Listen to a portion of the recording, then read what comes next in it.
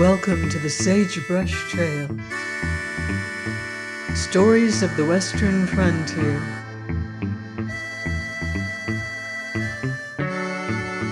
I'm Mardell, reading The Virginian by Owen Wister.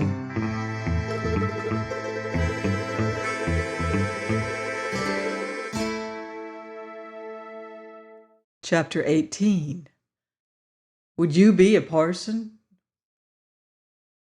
After this, I gave up my experiments in conversation, so that by the final afternoon of our journey, with Sunk Creek actually in sight, and the great grasshoppers slatting their dry song over the sagebrush, and the time at hand when the Virginian and Trampas would be man to man, my thoughts rose to a considerable pitch of speculation. And now, that talking part of the Virginian, which had been 9 days asleep, gave its first yawn and stretch of waking. Without preface, he suddenly asked me, "Would you be a parson?" I was mentally so far away that I couldn't get back in time to comprehend or answer before he had repeated. "What would you take to be a parson?" He drawled it out in his gentle way, precisely as if no 9 days stood between it and our last real intercourse. Take? I was still vaguely moving in my distance. How? His next question brought me home. "I expect the Pope is the biggest of them parson jobs." It was with an "oh" that I now entirely took his idea. Well, yes, decidedly the biggest. Beats the English one? Archbishop, ain't it? Of Canterbury? The Pope comes ahead of him? His Holiness would say so if his Grace did not. The Virginian turned half in his saddle to see my face. I was at the moment riding not quite abreast of him, and I saw the gleam of his teeth beneath his mustache. It was seldom I could make him smile, even to this slight extent, but his eyes grew with his next words remote again in their speculation. His Holiness and His Grace. Now, if I was to hear 'em naming me that way every morning, I'd scarcely get down to business. Oh, you'd get used to the pride of it. 'Tisn't the pride. The laugh is what would ruin me. Would take most all my attention keeping a straight face. The Archbishop," here he took one of his wide mental turns, "is apt to be a big man in them Shakespeare plays. Kings take talk from him. They'd not stand from anybody else, and he talks fine frequently. About the bees, for instance, when Henry's going to fight France, he tells him a beehive is similar to a kingdom. I learned that piece." The Virginian could not have expected to blush at uttering these last words. He knew that his sudden color must tell me in whose book it was he had learned the piece. Was not her copy of Kenilworth even now in his cherishing pocket? So he now, to cover his blush, very deliberately recited to me the Archbishop's discourse upon bees and their kingdom.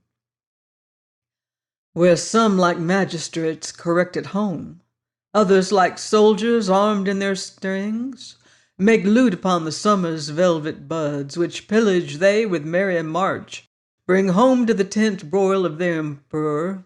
He, busied in his majesty's, surveys the singing masons building roofs of gold."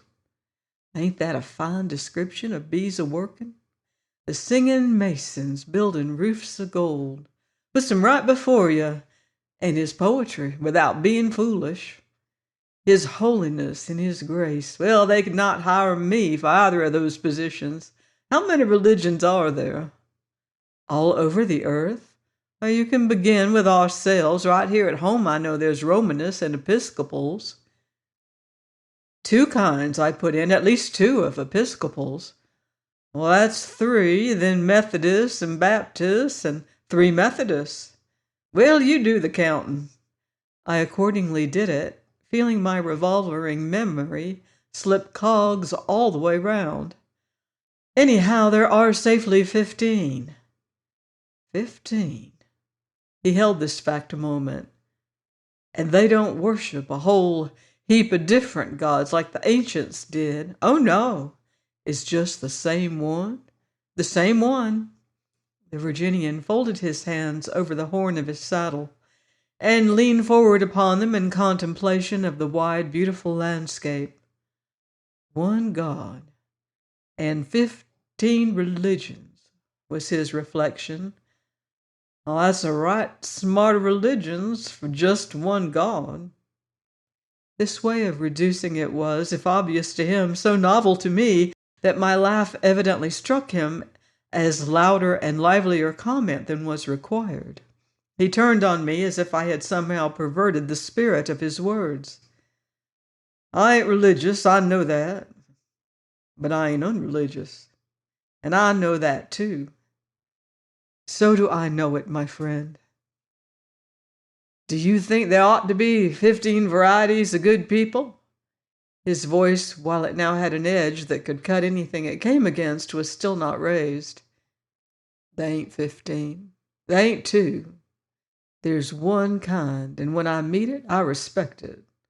It is not praying or preaching that's ever caught me and made me ashamed of myself, but one or two people I've knowed that never said a superior word to me.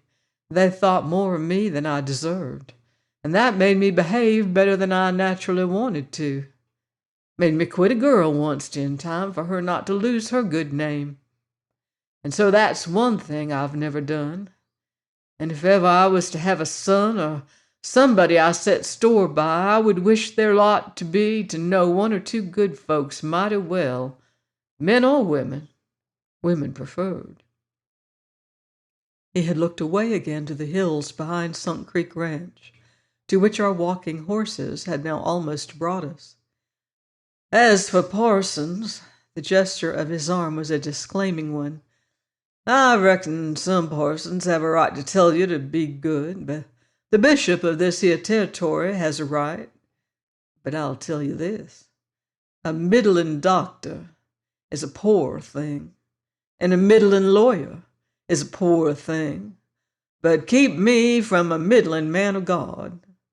Once again, he had reduced it, but I did not laugh this time. I thought there should be, in truth, heavy damages for malpractice on human souls. But the hot glow of his words and the vision of his deepest inner man it revealed faded away abruptly. What do you make of the proposition yonder? As he pointed to the cause of this question, he had become again his daily engaging saturnine self. Then I saw, over in a fenced meadow, to which we were now close, what he was pleased to call the proposition. Proposition in the West does in fact mean whatever you at the moment please. An offer to sell you a mine, a cloudburst, a glass of whiskey, a steamboat. This time it meant a stranger clad in black, and of a clerical deportment, which would in that atmosphere and to a watchful eye be visible for a mile or two. I reckon you hadn't noticed him, was the Virginian's reply to my ejaculation. Yes, he set me going on the subject a while back. I expect he's another missionary to us poor cowboys. I seemed from 100 yards to feel the stranger's forceful personality. It was in his walk, I should better say stalk, as he promenaded along the creek. His hands were behind his back, and there was an air of waiting, of displeased waiting in his movement. Yes, he'll be a missionary, said the Virginian conclusively. The lane which was conducting us to the group of ranch buildings now turned a corner of the meadow, and the Virginian stopped short. A horse had neighed close behind us. Trampas, said he without turning his head, we're home. It looks that way. Some 10 yards were between ourselves and Trampas where he followed. And I'll trouble you for my rope you took this morning instead of your own. I don't know as it's your rope I've got. Trampas skillfully spoke this so that a precisely opposite meaning flowed from his words.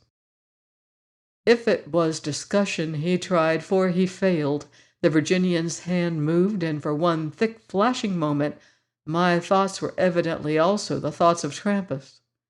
But the Virginian only held out to Trampas the rope which he had detached from his saddle. "Take your hand off your gun, Trampas. If I wanted to kill you, you'd be lying 9 days back on the road now. Here's your rope. Did you expect I'd not know it? It's the only one in camp the stiffness ain't all drug out of yet. Or maybe you expected me to notice and not take notice.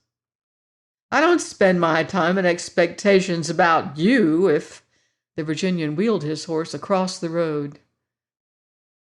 "You're talking too soon after reaching safety, Trampas. I didn't tell you to hand me that rope this morning because I was busy. I ain't foreman now, and I want that rope." Trampas produced a smile as skillful as his voice. "Well, I guess your having mine proves this one is yours." He rode up and received the coil which the Virginian held out, unloosing the disputed one on his saddle.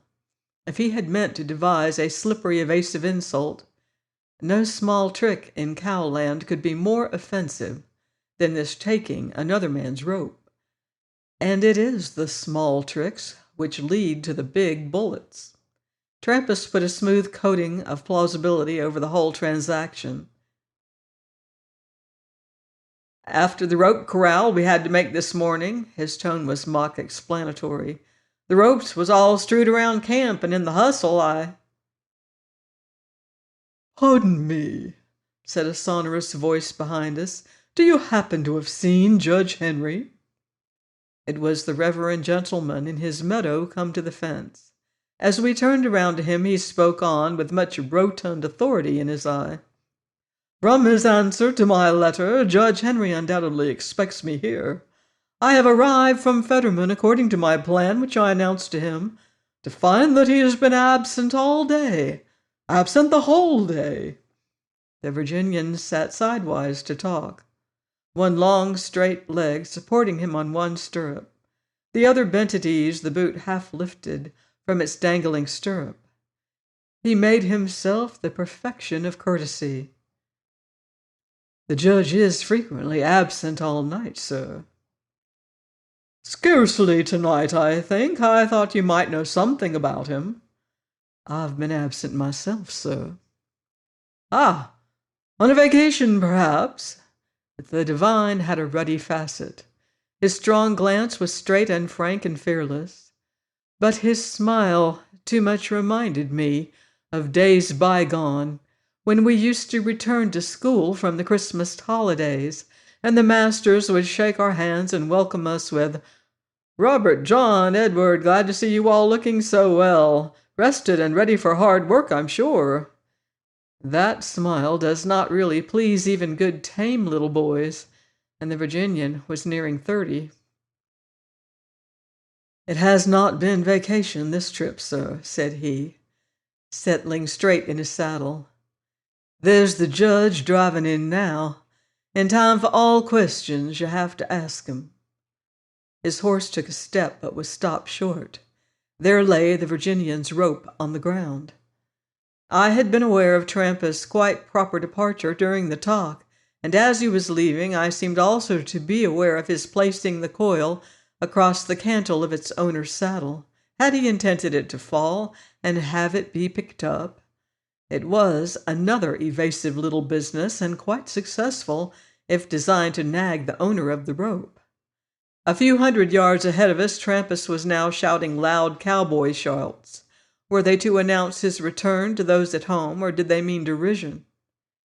The Virginian leaned, keeping his seat, and swinging down his arm, caught up the rope and hung it on his saddle somewhat carefully. But the hue of rage spread over his face. From his fence the divine now spoke in approbation, but with another strong, cheerless smile. "You pick up that rope as if you were well trained to it." "It's part of our business, sir, and we try to mind it like the rest." But this, stated in a gentle drawl, did not pierce the missionary's armor. His superiority was very thick. We now rode on, and I was impressed by the reverend gentleman's robust dictatorial back as he proceeded by a short cut through the meadow to the ranch. You could take him for nothing but a vigorous, sincere, dominating man full of the highest purpose. But whatever his creed, I already doubted if he were the right one to sow it and make it grow in these new wild fields. He seemed more the sort of gardener to keep old walks and vines pruned in their antique rigidity. I admired him for coming all this way, with his clean short gray whiskers and his black well-brushed suit, and he made me think of a powerful locomotive stuck puffing on a grade. Meanwhile, the Virginian rode beside me, so silent in his volcanic wrath that I did not perceive it. The missionary coming on top of Trampas had been more than he could stand. But I did not know, and I spoke with innocent cheeriness. "Is the parson going to save us?" I asked, and I fairly jumped at his voice. "Don't talk so much," he burst out. I had forgot the whole accumulation. "Who's been talking?" I in equal anger screeched back. "I'm not trying to save you. I didn't take your rope." And having poured this out, I whipped up my pony. But he spurred his own alongside of me, and glancing at him, I saw that he was now convulsed with internal mirth. I therefore drew down to a walk, and he straightened into gravity. "I'm right obliged to you." He laid his hand on its buckskin gauntlet upon my horse's mane as he spoke. "For bringing me back out of my nonsense. I'll be serene as a bird now, whatever they do. A man," he stated reflectively, "any full-sized man ought to own a big lot of temper. And like all his valuable possessions, he'd ought to keep it, not lose any." This was his full apology. "As for salvation, I've got this far. Somebody," he swept an arm at the sunset in the mountains, "must have made all of that, I know. But I know one thing more that I would tell him to his face. If I can't do nothing long enough and good enough to earn eternal happiness, I can't do nothing long enough and bad enough to be damned. I reckon he plays a square game with us if he plays at all, and I ain't bothering my head about other worlds." As we reached the stables, he had become the serene bird he promised. Whatever temper he had lost, he had certainly found again, but this all the more fitted him to deal with Trampas when the dealing should begin. I had half a mind to speak to the judge, only it seemed beyond a mere visitor's business. Our missionary was at this moment himself speaking to Judge Henry at the door of the home ranch. "I reckon he's explaining he's been a-waiting." The Virginian was throwing off his saddle as I loosened the cinches of mine. "And the judge don't look like he was hopelessly distressed." I now surveyed the distant parley, and the judge, from the wagonful of guests, whom he had evidently been driving upon a day's excursion, waved me a welcome which I waved back. "He's got Miss Molly Wood there!" I exclaimed. "Yes." The Virginian was brief about this fact. "I'll look after your saddle. You go and get acquainted with the company." This favor I accepted.